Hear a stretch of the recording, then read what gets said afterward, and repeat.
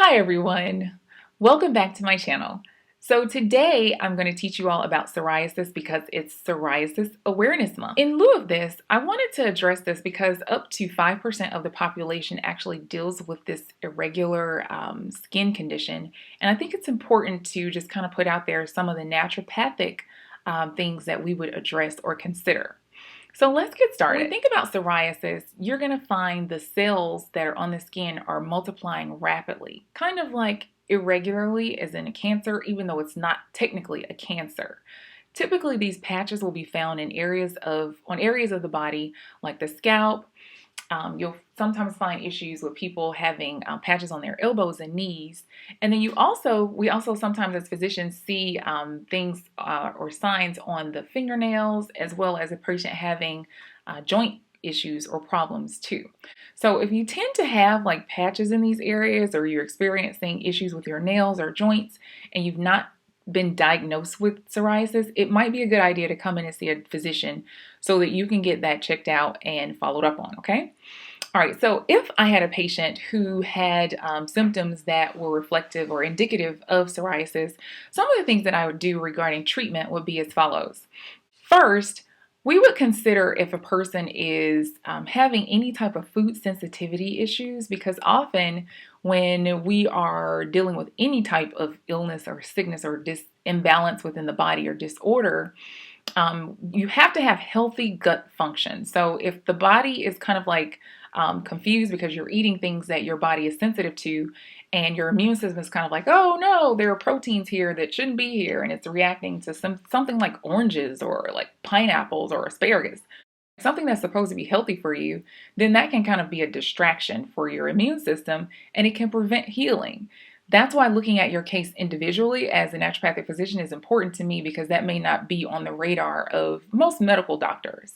So once we remove those offending foods for you as an individual, then we're able to kind of like help set the stage for optimal healing. So that can help to downgrade some of those rashes or psoriasis lesions as well.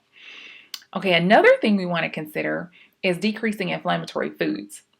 So we're talking about the sugars, the high fructose corn syrup, any type of beef that's not like grass-fed, those things that are going to promote inflammation in the body. We want to cut those out completely in the case of psoriasis, because again, those things are going to trigger or prompt the body in a way that's going to help promote the unnecessary or irregular proliferation of skin cells. It's not going to help tone down the inflammatory processes that are involved.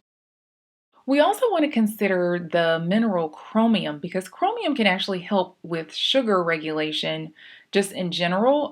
We talked about on a prior video, I taught you all about how insulin helps the blood sugar go inside of cells so that cells can function properly. If you watch that video about like cardiovascular health, then you will understand this, and you can go back and watch that if you want. But understand that chromium is a mineral that helps insulin get the blood sugar or the sugars into the cells so that they can function properly. So if a person is having issues with their blood sugar, in the case of like insulin resistance, and their body isn't like taking in the sugar, their cells aren't taking in the sugar as they should, then that can further promote the inflammatory processes and exacerbate or make psoriasis worse. So that's why that's something that we want to consider. And then finally, if you are someone who endeavors to drink alcohol on a regular or occasional basis, this is something that you probably should tone down or cut out completely, because psoriasis can be, again, triggered or caused by the overgrowth of candida. So if you have candida on board, that definitely feeds off of sugar, even in sugar alcohols, that can exacerbate the condition further.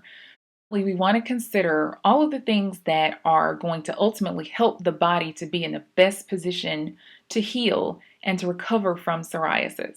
So if you or a loved one or someone you know might be dealing with this and they've not looked at or considered the naturopathic medical perspective, then this is definitely a time to refer them or let them see this video so they'll know there are definitely other options out there, okay?